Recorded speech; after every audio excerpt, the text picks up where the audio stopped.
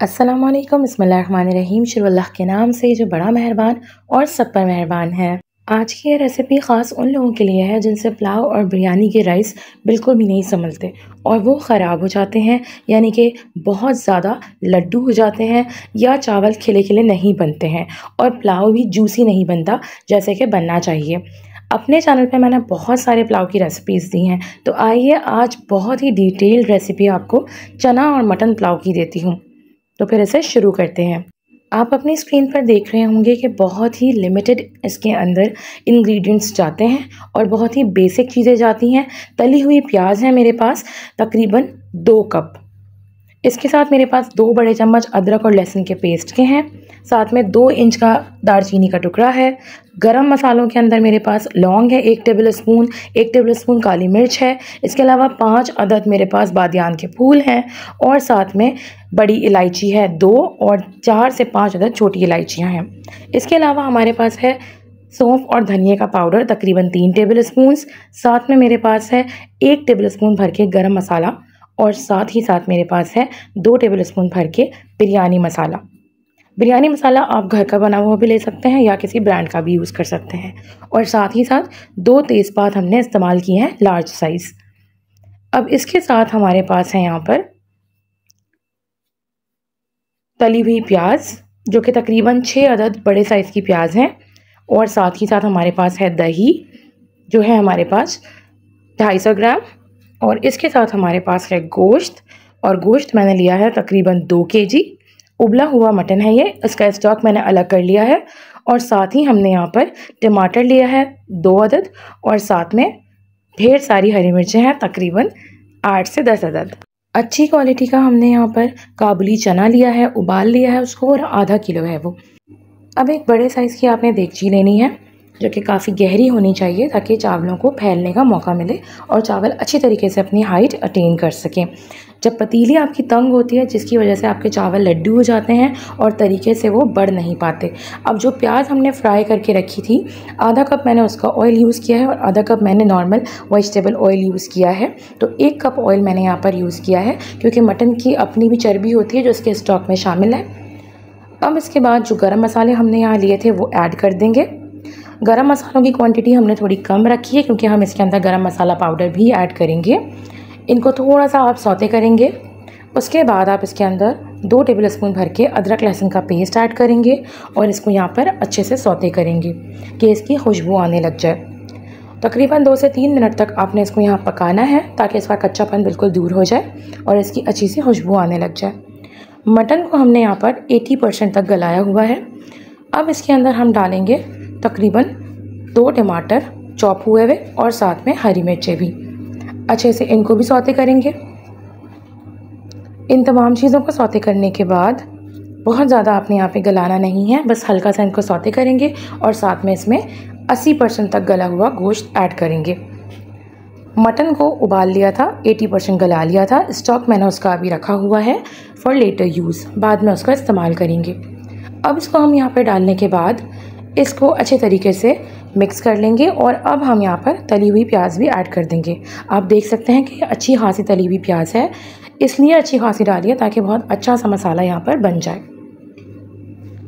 प्याज को इसमें डालने के बाद आप इसके अंदर डालेंगे सौंफ और धनिया का पाउडर जो कि तकरीबन है 3 टेबल स्पून हीप्ड भर के लिया है। साथ में गरम मसाला पाउडर 1 टेबल स्पून भर के और 2 चम्मच हमने लिए हैं भर के बिरयानी मसाला। अच्छी तरीके से इन सब चीज़ों को आपस में मिला देंगे। कोशिश करेंगे कि हल्के हाथ से ये सब चीज़ें मिक्स करें, बहुत ज़्यादा रफली आपने यहाँ पर मिक्सिंग नहीं करनी है।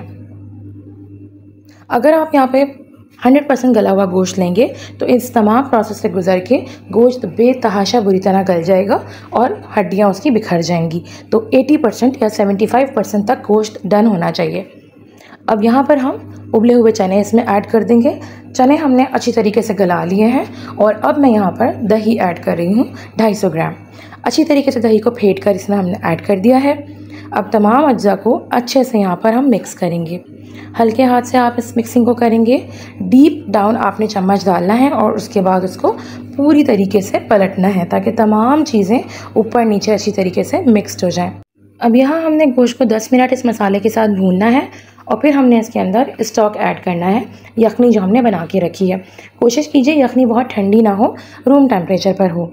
अब चावल मैंने यहाँ पर लिए हैं तकरीबन 1.5 किलो चावल हैं।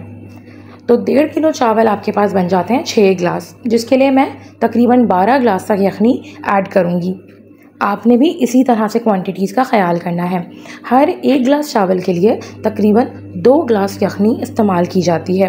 तो अब मैंने यहाँ पर 12 गिलास यखनी डालने के बाद इसके अंदर डाल दिया है नमक, और नमक भी हर गिलास चावल के लिए 1 टेबल स्पून होता है। तो उसी हिसाब से मैंने यहाँ पर 6 चम्मच नमक डाल दिया है। अब इसे उबलने के लिए रखेंगे। जब स्टॉक में उबाल आ जाएगा, अच्छी तरीके से स्टॉक उबलने लगेगा, उस स्टेज पर जाकर हमने भीगे हुए चावल इसमें ऐड करने हैं। देखिए कितना अच्छी तरीके से यखनी में उबाल आ गया है। ठंडी यखनी में कभी भी आपने चावल ऐड नहीं करने होते, वरना चावल अच्छी तरीके से नहीं फैलते। अब इस स्टेज पे पहले हम ऐड कर रहे हैं आलू बुखारास। आलू बुखारा मेरे पास तकरीबन 20 अदद है, और साथ में मैं डाल रही हूँ यहाँ पर जायफल जावित्री का पाउडर। पुलाव की खासियत होती है कि उसकी खुशबू बहुत ज़्यादा ज़बरदस्त होती है और बहुत दूर तक फैलती है। तो उसका रीज़न ये चंद मसाले जात होते हैं जिनका ऐड करना बहुत ज़रूरी होता है, और ये ऑप्शनल नहीं होते हैं। तो आप भी कोशिश कीजिए कि जायफल और जावित्री ताज़ी कूट कर इसमें ऐड कीजिए। अब अच्छी तरीके से इन चीज़ों को मिक्स कर देंगे ताकि आलू बुखारे का भी फ्लेवर इसमें रच बस जाए, और जो जायफल और जावित्री आपने डाला है वो भी इसके अंदर ऐड हो जाए अच्छी तरीके से। अब चावल हमने तकरीबन यहाँ पर 20 मिनट पहले भिगो के रखे थे, क्योंकि हमारे पास बहुत अच्छी किस्म के बासमती राइस थे। अगर आप बासमती में नहीं पका रहे हैं, सेला में पका रहे हैं, तो फिर सेला को कम से कम 2 घंटे के लिए भिगो के रखना पड़ता है। तो अब यहाँ पर अच्छा सा इसमें उबाल आ गया है। अब इस स्टेज पर मैं इसमें भीगे हुए चावल ऐड कर दूँगी। तो अल्हम्दुलिल्लाह चावल मैंने यहाँ पर ऐड कर दिए हैं। अब ये जो सबसे अहम स्टेप है वो आपने नोट करना है कि चावल की इस तरह से एक ढेरी बननी चाहिए यखनी के ऊपर। अगर चावल अंदर ढह जाएंगे और यखनी ऊपर रह जाएगी तो इट मीन्स आपने बहुत ज़्यादा यखनी इस्तेमाल कर ली है, और इस तरह से चावल फिर दोबारा से आपके नरम पड़ जाएंगे। तो आपने थोड़ी यखनी ऊपर से कम करनी होगी।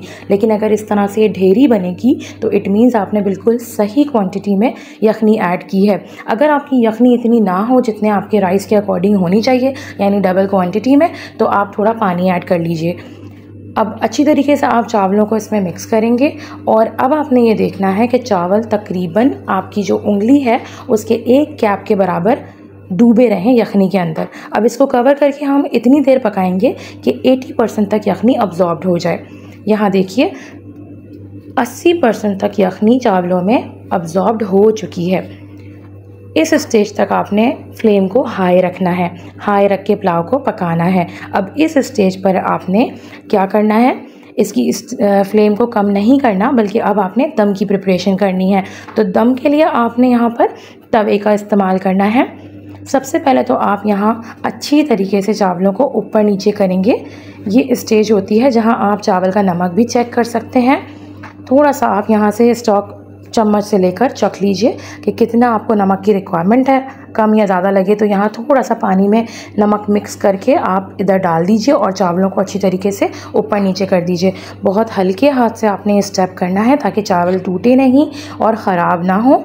और जिस तरह मैंने बताया डीप डाउन आपने चम्मच को डालना है, उसी तरह आपने यहाँ पर मिक्सिंग करनी है। अब इसको कवर करके हम इसके नीचे एक भारी पेंदे का तवा लगा देंगे। क्योंकि ये देगची बहुत बड़ी है तो इसलिए मुझे दिक्कत हो रही है इसे उठाने में। तो आप जितनी क्वांटिटी बनाएंगे उस हिसाब से इसको मैनेज कीजिए। तवे पर हमने इसको रख दिया है। शुरू में हमने इसकी फ्लेम को हाई रखना है तकरीबन 5 मिनट के लिए। 5 मिनट के लिए फ्लेम को हाई रखने के बाद आपने 3 मिनट से 4 मिनट तक फ्लेम को लो कर देना है, और तब तक आपने इसका ढक्कन बिल्कुल नहीं हटाना है। अब देखिए यहाँ आपको धुआं नज़र आ रहा होगा, कैसे ज़बरदस्त सा धुआं उठने लग गया है। अगर आपकी ऐसी पतीली ना हो तो आपने किस तरह चेक करना है कि दम मुकम्मल हो गया है, अच्छी तरीके से दम आ गया है, पुलाव रेडी टू सर्व है। आपने यहाँ पर पानी का छींटा डालना है। जब पतीली पर आप पानी का छींटा डालेंगे तो ये फ़ौरन एवोपरेट हो जाएगा। इसका मतलब है कि दम मुकम्मल हो गया है और अब आपकी पुलाव या बिरयानी बिल्कुल रेडी टू सर्व है। ये देखिए माशाल्लाह अल्हम्दुलिल्लाह कितना ज़बरदस्त इसमें से धुआं निकल रहा है। धुआं निकलने का मतलब यह है कि ऊपर से लेकर नीचे तक अच्छी तरीके से तमाम तर चावल पक चुके हैं और अब आप इनको सर्व कर सकते हैं। तो अब अल्हम्दुलिल्लाह माशाल्लाह मैं आपको दिखाती हूँ चावल कितने ज़बरदस्त लंबे और खिले खिले बने हैं। पुलाव जूसी भी है, साथ साथ चावल खिले हुए भी हैं। चावल बिल्कुल भी नरम नहीं पड़े हैं और ना ही हलवा बने हैं। ये देखिए माशाल्लाह सुभान अल्लाह कैसा जूसी मज़ेदार किस्म का पुलाव बना है। और आप देख सकते हैं कि एक एक चावल का दाना कैसा खिला खिला और खुशनुमा है माशाल्लाह सुभान अल्लाह। तो अब इसको हम सर्व करते हैं। आप भी इसे बनाइए, अपना फ़ीडबैक दीजिए अगर आपने कुछ सीखा है तो, और आपको इस रेसिपी में क्या अच्छा लगा वो भी हमें बताइएगा। आपके सपोर्ट का बहुत बहुत शुक्रिया। चैनल को सब्सक्राइब कीजिए, वीडियो को लाइक एंड शेयर कीजिए। जज़ाकल्लाह खैर।